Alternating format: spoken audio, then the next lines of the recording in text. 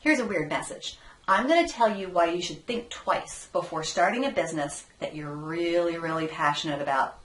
I know this advice is 180 degrees from what everyone tells you to do, but there's actually a potential downside to working in your area of biggest passion. So stay tuned to find out more.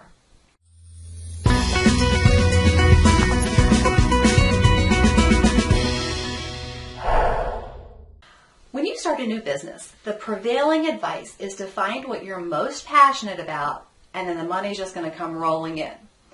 For some people, this works, but I found that for most people, this advice is not great. And it actually leaves people wondering, what's wrong with them when they start something they feel so excited about, so passionate about, but they just can't seem to get their business off the ground. Here's what happens.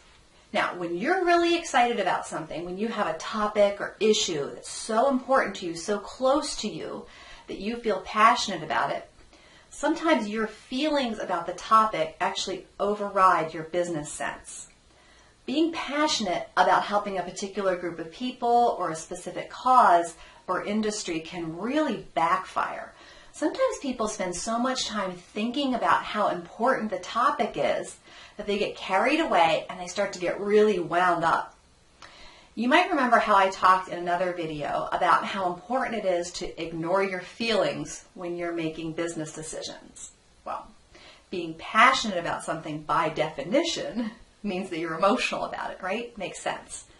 So what happens is that people then make really rotten business decisions. So let me give you some examples. Maybe you're in an industry like weight loss, nutrition, wellness, that sort of area. And maybe you have some product or service or process that can help people get healthier. And maybe this is a specific issue that's just so important to you that you spend a lot of your time thinking about and worrying about the obesity epidemic and all the food-related problems in our country. Or maybe it's a problem that's affected you personally. So when it comes time to get paying clients, you might be very quick to discount your services or your product because you might think, hey, it's actually more important that I help these people. And then you start to feel guilty making money by serving a cause that's so needy. And guess what happens? You let your feelings override your business decision and you end up undercharging. Over time, what happens is you start to feel like you're working too hard for the money that's coming in. And you burn out. And then you quit because you think it's too hard to serve an area and make money at the same time. Because you undercharged your services, you've now set yourself up to not be able to serve this very important cause at all. Here's another example. Maybe you have a great business opportunity to share that's actually really changed your life personally, and you feel really excited about it, so you talk about it all the time, and you end up talking at people rather than forming relationships with people to get to know their pain points and how you can be of service to them. So maybe instead you just talk and talk and talk, and then what happens is you come across making that other person feel stupid for not joining you. You let your real passionate feelings dictate what you say and how you say it. What happens is that ends up alienating people because you're probably coming on too strong.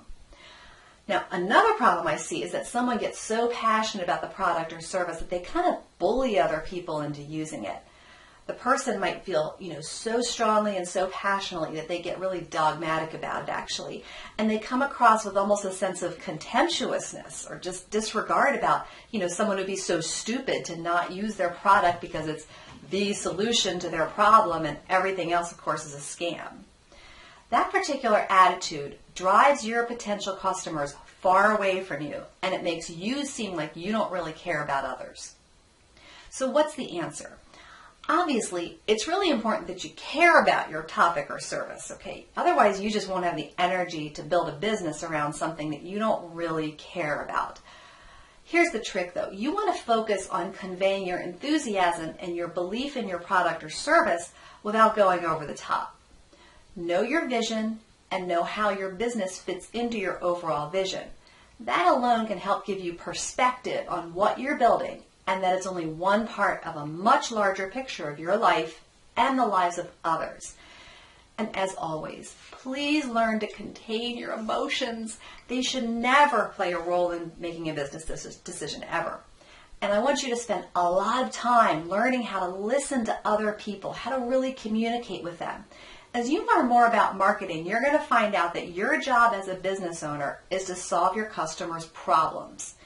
You can't do that if you refuse to listen to them or to make them feel like you're not interested in hearing what they have to say.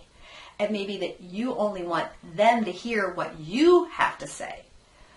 You want to make sure that your potential customer is doing most of the talking, and your job is to listen and then convey the benefits in a very natural, calm, and here's the key, cooperative attitude. When it comes to running your business, you want to do the things that make sense, not the things that you're motivated by your passionate belief in something. Now, I know this is probably controversial, so if I get a few thumbs downs on this YouTube page, I'll totally understand, but I still do want your feedback, even if you disagree with me.